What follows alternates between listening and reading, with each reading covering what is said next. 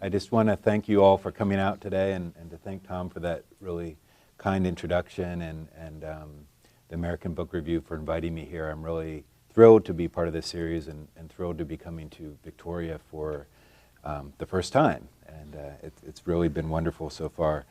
Tom suggested that I maybe talk a little bit about my experience as a writer, my particular path or journey, and then I'm also going to read a very short story from my book.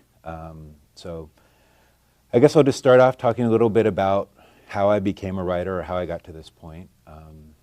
First of all, I wasn't one of these people who knew at age 10 that he wanted to be a writer. I was never one of those types, though I think I'd always been interested in doing something artistic with my life.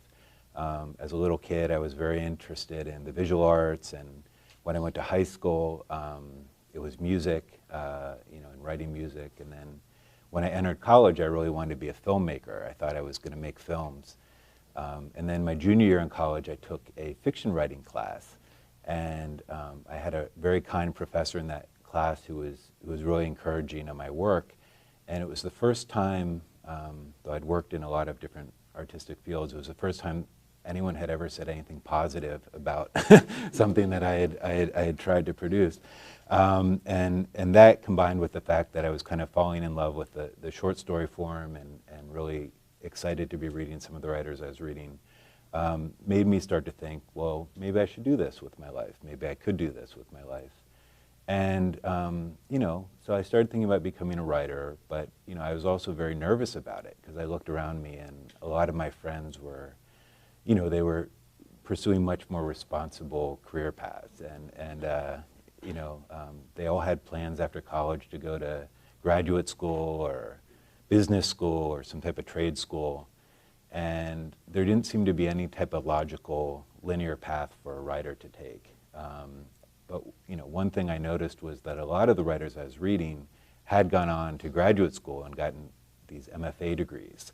And I also noticed that oftentimes, shortly after they had gotten their MFA degree, they published a book. And so I thought, well, something magical must happen at these MFA programs to turn you into a writer. I didn't know what happened there, but I felt like that might be a logical step to take. And I was still thinking I could maybe approach this career in a logical way.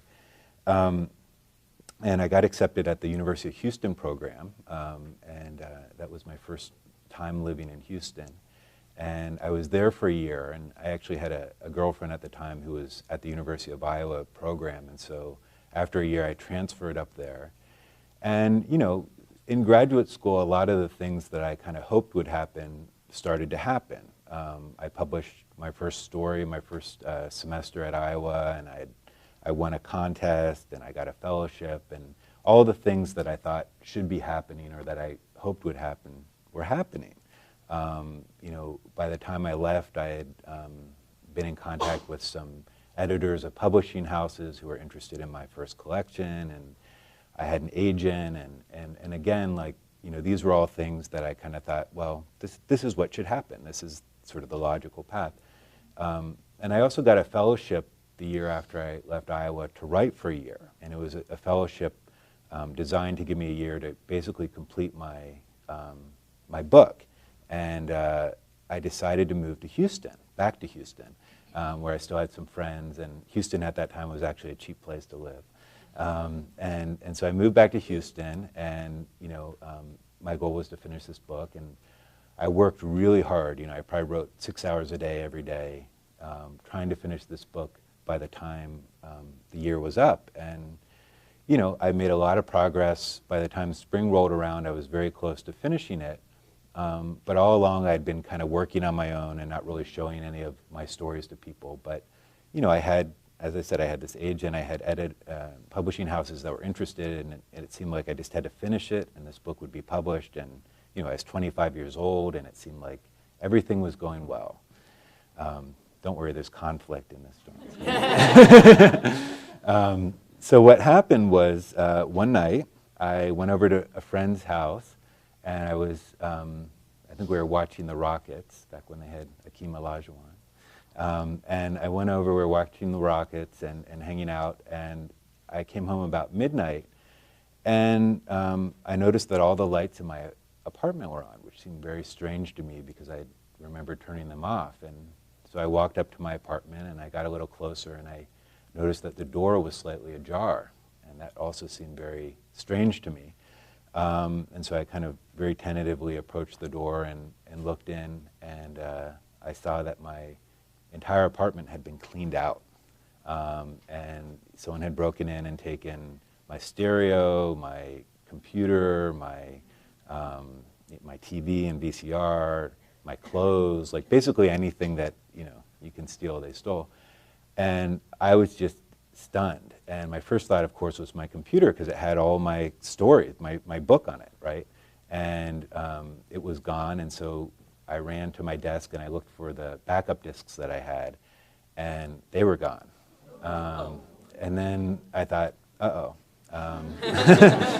But I remembered I had, for some reason, I had always printed out hard copies of my stories, so I had these hard copies that I kept in this briefcase. And this was a briefcase with a lock on it that my parents had bought for me when I graduated from college. I think it was like wishful thinking that I would have a career that required a briefcase with a lock. But anyway, that's where I kept my hard copies, because to me they were the most valuable thing that I owned. And I kept it locked up, and of course they had seen this and thought something valuable must be in here, and so they'd taken the briefcase. And so basically, almost everything I had written my entire life up to that point, everything I'd written in college and a lot of what I'd written through graduate school, and all of the stories I'd written that year, that whole first book was just gone. And I thought, this is horrible. I thought I was on this, very logical path, and now I've been completely derailed, and I just didn't know what to do. And I hoped, of course, that the book would show up, or the computer would be found, and that never happened. And so I eventually, my fellowship money ran out, and I needed to get a job, and I didn't really know what to do. So I moved out to California, and I started working part-time at various universities. And I wasn't making very much money at the time, and I was kind of struggling just to get by, and I didn't have a lot of time to write, and beyond that, I kind of had lost my desire to write. I think this had traumatized me so much, losing all this work, that I just didn't, somehow it affected my confidence, and I just couldn't sit down and write anymore. And this period lasted probably 2, maybe 3 years, where I just wasn't writing. I stopped thinking of myself as a writer. I stopped talking to my friends about writing. I even stopped going to bookstores, because I would occasionally see friends' books in these bookstores, and I'd feel this stabbing in my stomach. But I really felt like I'd been kind of left behind, and I had nothing to show for all the work that I'd done. And I started considering other careers, and for some reason I thought I might pursue a career in law. And so I started thinking about applying to law school. And to me, to this day, like the lowest moment of this whole experience was going into Borders and buying the LSAT guide. And I just remember how depressing that was to me. So right around that time when I was getting ready to apply to law school, I got this phone call, and months before, kind of on a whim, at the suggestion of a friend, I had applied for this visiting writer position at this university in Baltimore called the University of Maryland, Baltimore County. And they called me and they said, "We'd like you to come for an interview." And I thought, why? And they brought me, and they ended up offering me the job, and it was like this life preserver had been thrown to me. And I thought, well, maybe I can still do this. And I got hired as this visiting writer, and as such, I felt like I should be writing. So I started writing again for the first time in years, and that year I wrote the first new story, and it took me an entire year, I think, to write that story, and it was very hard. But I finished it, and I sent it out, and it got published. And then I wrote another story, and that story got published, and slowly I began to build up, a publication record again, and I began to feel like a writer again. I eventually got a job at Trinity University in San Antonio, and I moved down to San Antonio for that job. And by then I'd pretty much finished really what was my second book. I'd finished this collection, but by that time the market had changed in the publishing world, and a new agent that I now had was telling me, nobody's buying short story collections anymore. So you need to write a novel to go along with it if you want to sell the short story collection. And that seemed crazy to me because I've been working on this thing forever. So I knew about some contests that existed out there where when you win the contest, they also publish your book. And one of them was this Flannery O'Connor contest. And so I thought, I'm not going to wait around until I finish a novel because who knows how long that could take. And so I just submitted to this contest and was very fortunate to win the contest and for them to then publish my book. And so finally the stories were out there, and since that happened, I feel really blessed with a lot of the great things that have come with that, and a lot of the great things that have happened since then. And I feel very fortunate now. But I guess I tell this story partly because I think as a writer, it's very easy to think that you can approach writing in this kind of linear, logical way, that there is a kind of career path that you can take. And the truth is that all writers at different points face, all sorts of obstacles. Hopefully no one will face what I had to face, losing their work, but whether it be rejections from a literary magazine or a disparaging comment that someone makes in a class or whatever, you're constantly facing various setbacks. And I think, what's most important, the quality that I think all writers need to have is this sense of resilience, this ability to kind of move forward despite all the various obstacles you face, to be able to keep writing even in those darkest periods. And when I think about my own students who've gone on and gone to MFA programs or gone on to publish, it's not the most talented of my students really who've gone on to do great things. It's the ones who had that quality, that ability to keep going despite the various setbacks that they faced, and despite the various obstacles that came into their path. They just seemed to want it more than some of their peers. And I think more than anything, that's the quality that a young writer needs to have. And so that's my story. And that brings me here to this reading. I'm going to read the first story in my book, which is the first story that I published, one of the stories that was not lost. And this is a very short story called Whole.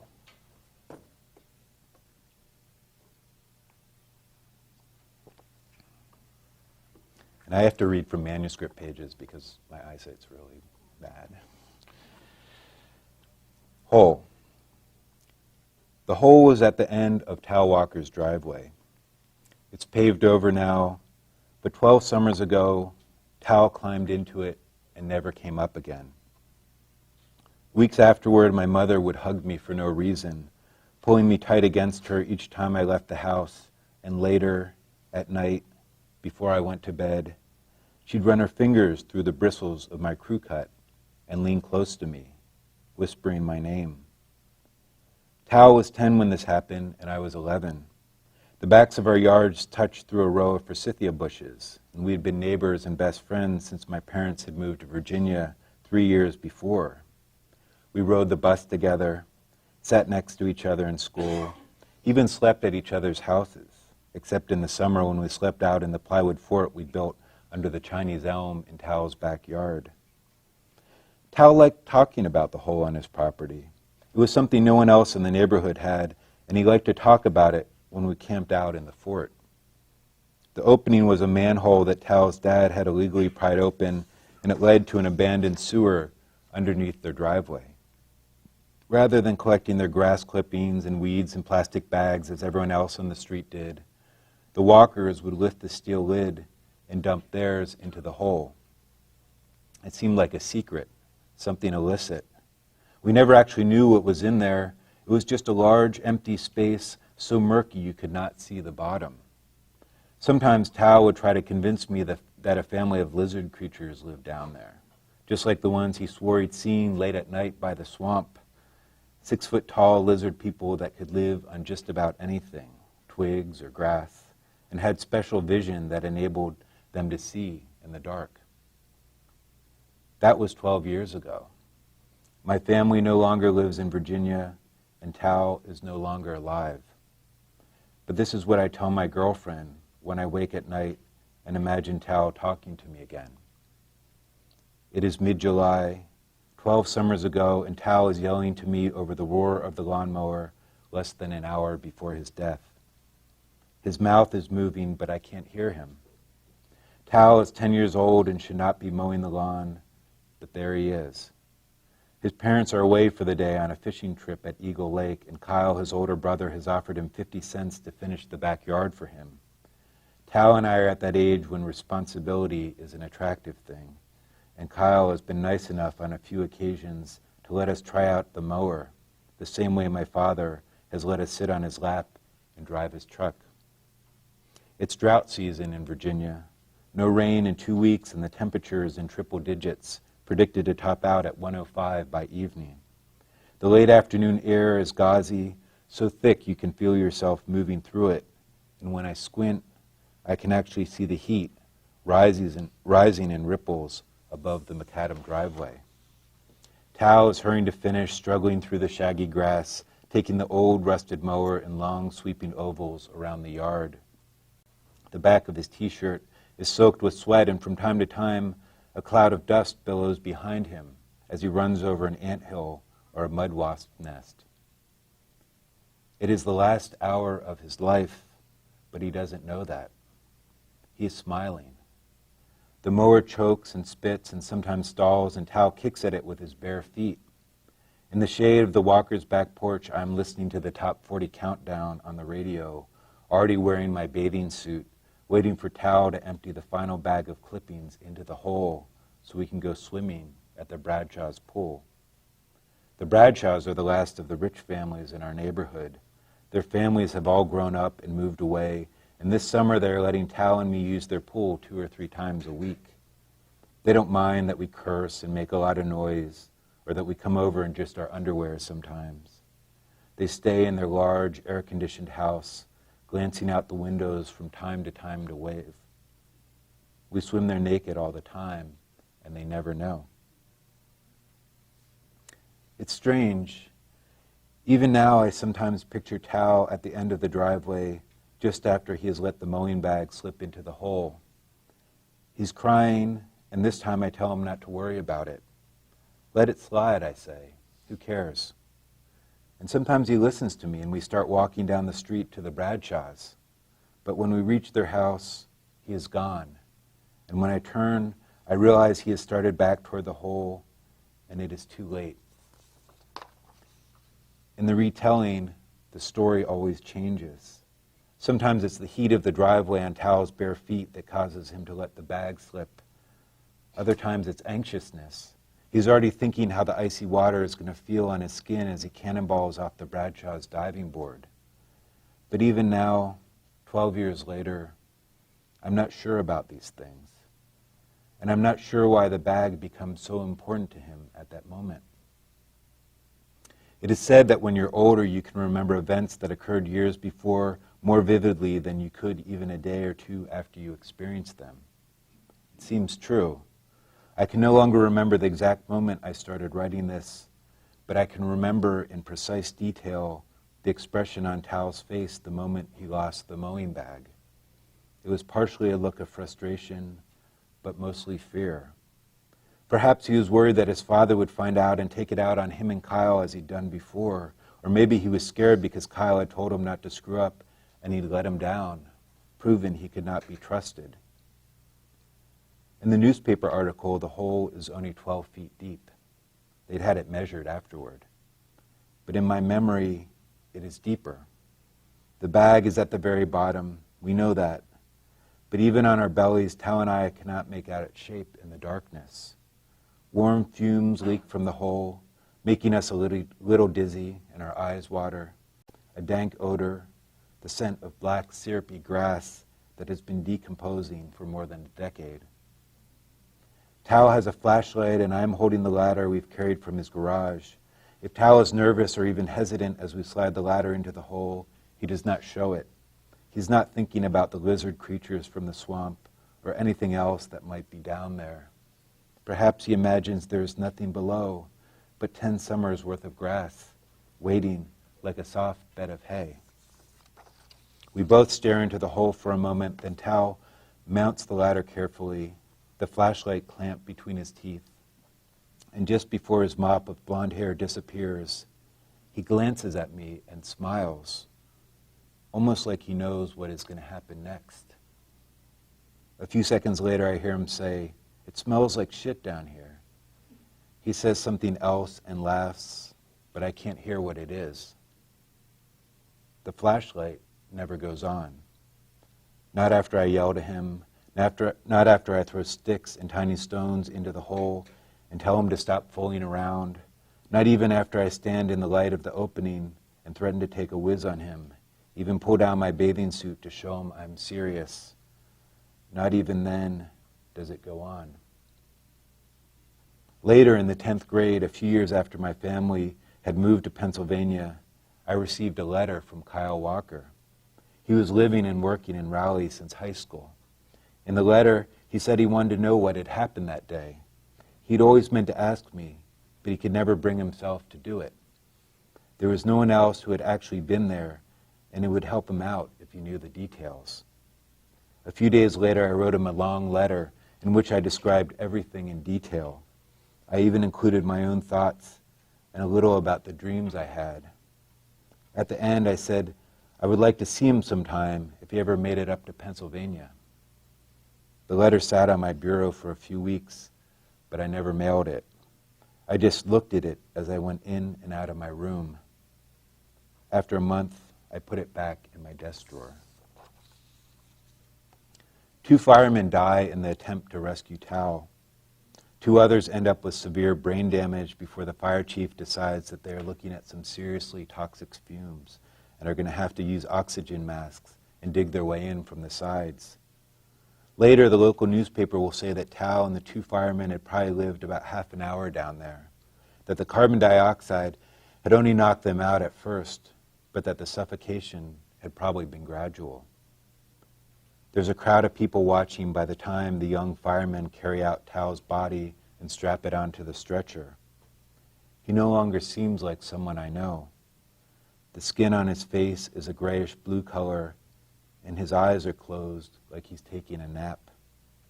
Seeing Tao this way sends Kyle into the small patch of woods on the other side of the house. Later that night, Kyle will have to tell his parents, just back from their fishing trip at Eagle Lake, what has happened. There will be some screaming on the back porch, and then Kyle will go into his room and not come out. For years, everyone will talk about how hard it must have been on him, having to carry that type of weight so early in life. When the last of the ambulances leave, my mother takes me home, and I don't cry until late that night after everyone has gone to sleep, and then it doesn't stop. Tao's parents never speak to me again. Not even at the funeral. If they had, I might have told them what I sometimes know to be the truth in my dream. That it was me and not Tao who let the mowing bag slip into the hole. Or other times that I pushed him in. Or once that I forced him down on a dare. That is the real story, I might say to them. But I will not tell them about the other part of my dream. The part where I go into the hole and Tao lives.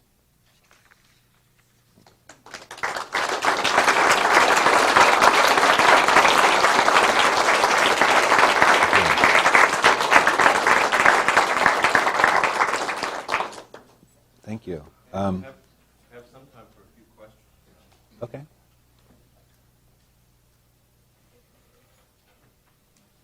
What's your backup process now?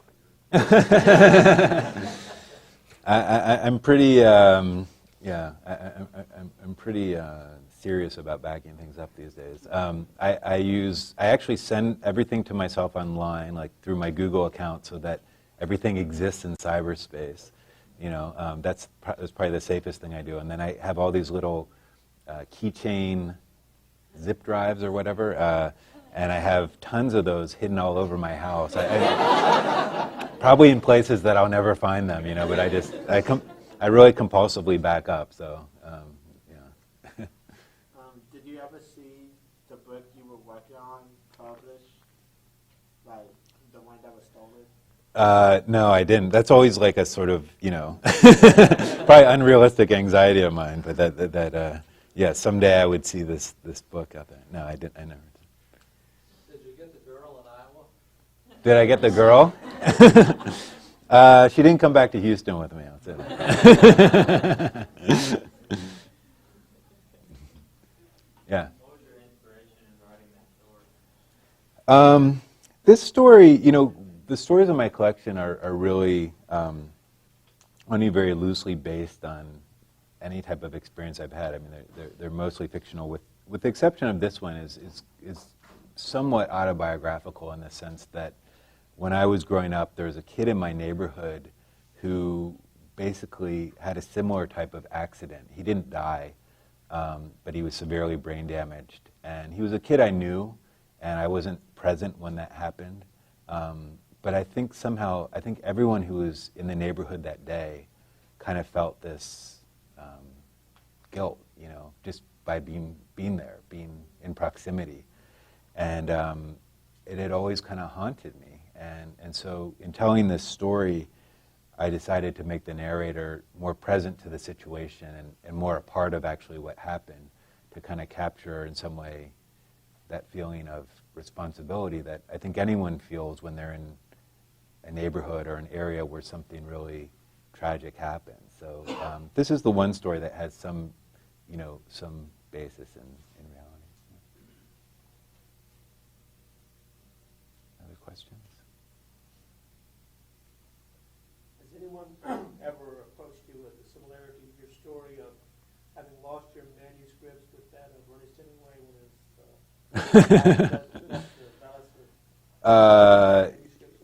Yeah, I know that story of Hemingway. I think maybe his wife, was it Hadley? Was maybe had forgotten them on a train. Yeah, I mean, I don't think of my situation in quite the quite the same light. But yeah. I thought of that when you mentioned that. Yeah. Talk about how writing wasn't always a calling of yours, and kind of it took encouragement for you to start writing. So what do you feel you maybe would have lost if you didn't have like that encouragement, or you never would have started writing? It's hard to say. I mean, I don't know what I would have ended up doing. I mean, I think I probably would have continued, I would have gone into the film industry maybe, which is a very difficult industry to be a part of. I would have tried to at least, maybe gone to film school. I would have done something creative, I think, with my life, but it's hard to know how that would have panned out or where I would have ended up. It's something I'm very conscious of because I teach students, and I'm aware of how, I know how much that affected me, just to hear that encouragement at that age and how I needed that, and for years kind of remembered that.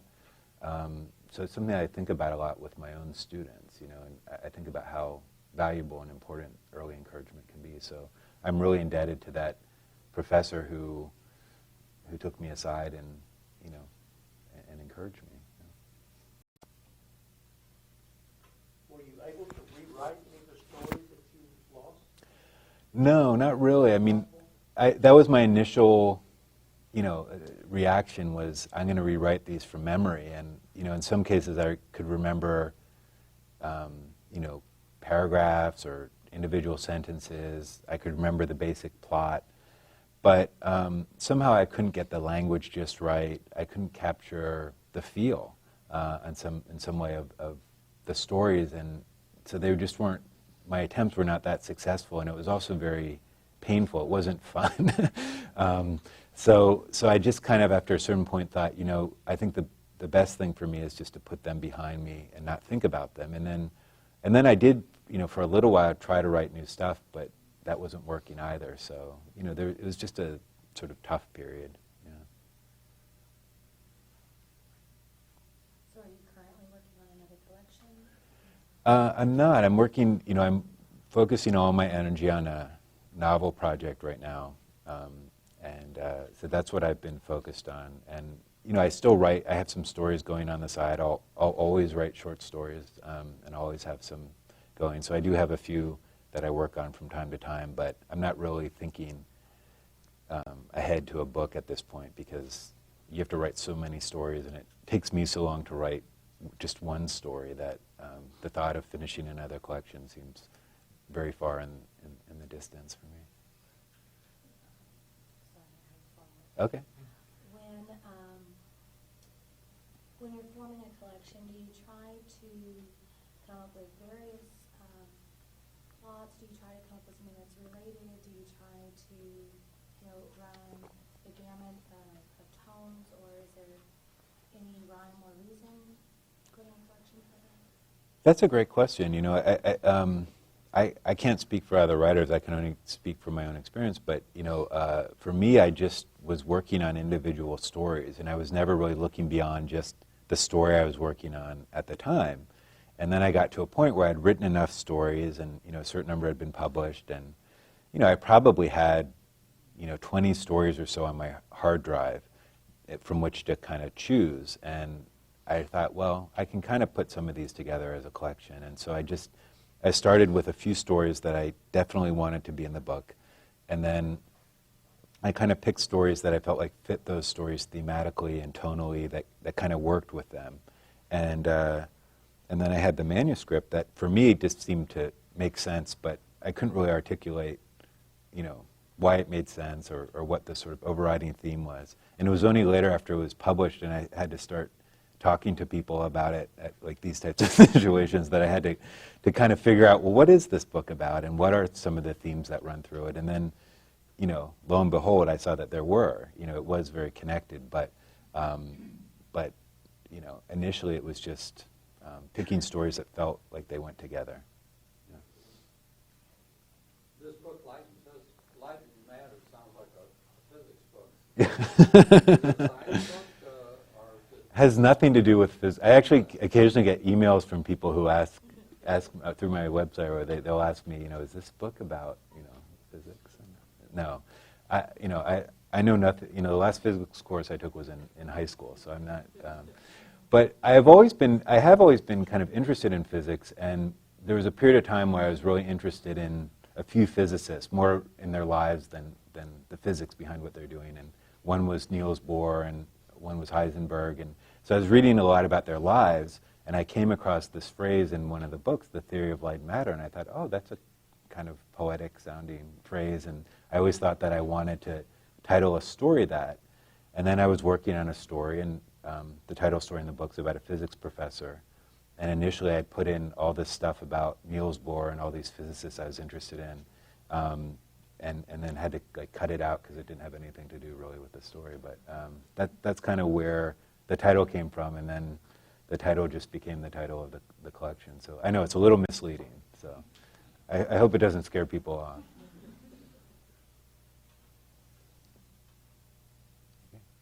This will be my last question. Okay. You spoke of your process taking such a long time to finish your story. Is that your revision process, or just actual making of the story, or what? Yeah, usually a first draft will come relatively quickly for me. I'll do that in a fairly short period of time. But then it's the revising over the years. I'm one of these people that I get to a certain point with revision, and probably a lot of the student writers here can relate to this, where I get to a point where I just get too close to the text and I need a break. And usually when I need a break, it's like a 6-month break or sometimes longer. And so a lot of my stories, because I feel like they're not finished, but I'm too close to work on them anymore, I put away for a while. And so, from the moment I start it to the moment I finish it can sometimes be several years, just because I need to give myself those breaks in order to be able to revise it. So that's why they take sometimes so long for me. Yeah. How did you deal with the nervousness when you were putting your book out? Were you afraid that a lot of people wouldn't like it, or did you feel confident in your work? No, I was terrified. I think any time something like that happens, you're terrified, and that's the scary thing. There are all these things that you never really think about, because when you're just writing and you think, I just want to get a book in print, and you're thinking it would be fun to read from it and do this type of thing. But You're not thinking, oh, my parents are going to read this, and my relatives are going to read this, and kids I went to high school might read this, and reviewers are going to read this, and who knows what they're going to think. So, yeah, it's very scary to have a work out in the public, and I think all writers face that anxiety, no matter how accomplished they may be. I think even writers with 10 successful novels under their belt probably still get nervous each time a new one comes out, because you never know how the public's going to react, how critics are going to react. So yes, of course, I had some anxiety. In class, we're taught to think about the audience when we're writing stories. Do you do that at all, or do you just I think I have a kind of ideal reader in mind. I'm not thinking of necessarily a specific sort of larger audience.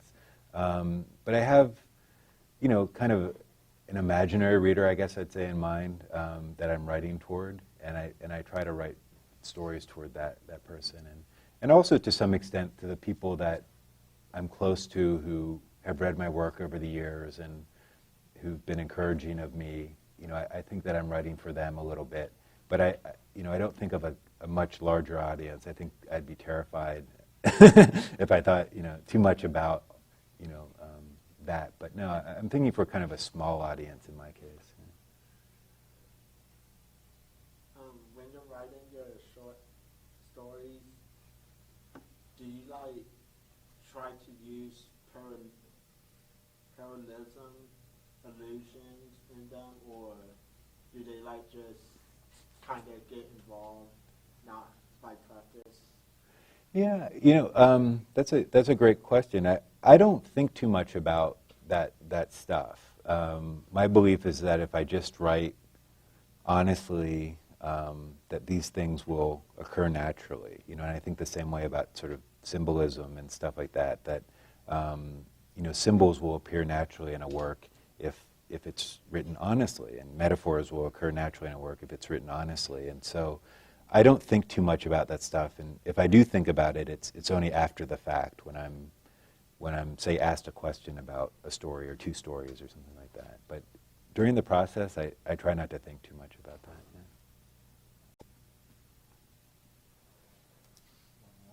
One more? Okay, yeah. As a teacher, how do you find that balance between what kind of constructive criticism you need to give your student writers to help them improve, and the support, not wanting to shut them down, that, you want that encouragement with the spark like you had. How do you find that place, that balance? Yeah, I mean, it's a very tricky thing to manage. I think anyone who teaches writing faces that situation. You can't just, give only compliments and only praise or false praise. You have to be honest with the student. But I just think there's a way of phrasing things that doesn't leave the student end up feeling discouraged in some way. And I've had various types of teachers over the years, and some of the teachers I've had were the types of teachers that could really discourage students, and I saw the type of damage that did. And maybe they thought, well, this is good for them because they need to hear this, but oftentimes I think the effect was very negative. And so I try to be encouraging because, as I said, I mean, someone was really encouraging to me, and when I think back on what I was handing into that class that he was encouraging,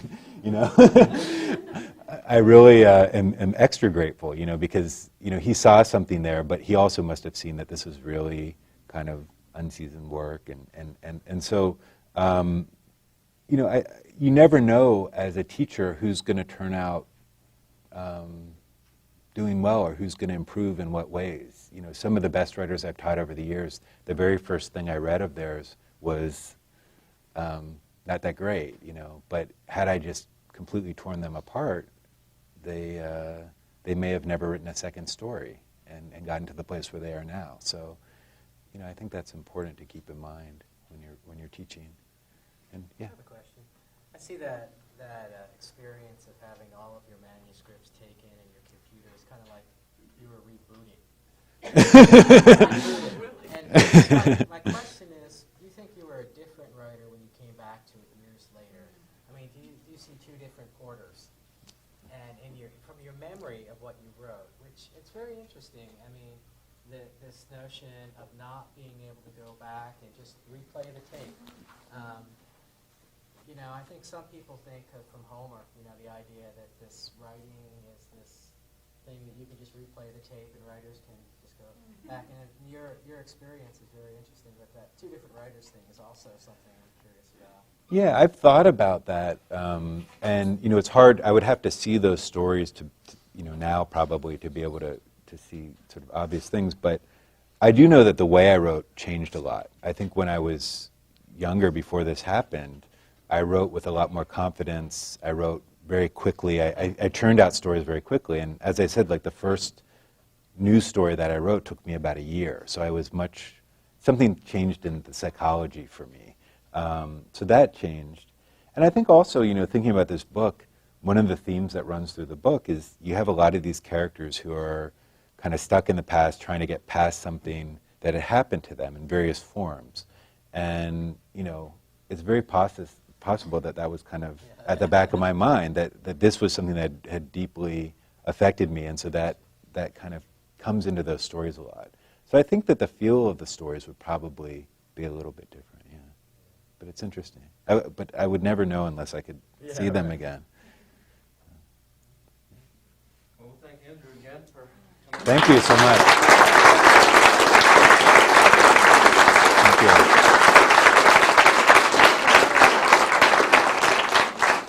As was said earlier, books are available for purchase outside. Again, it needs to be purchased with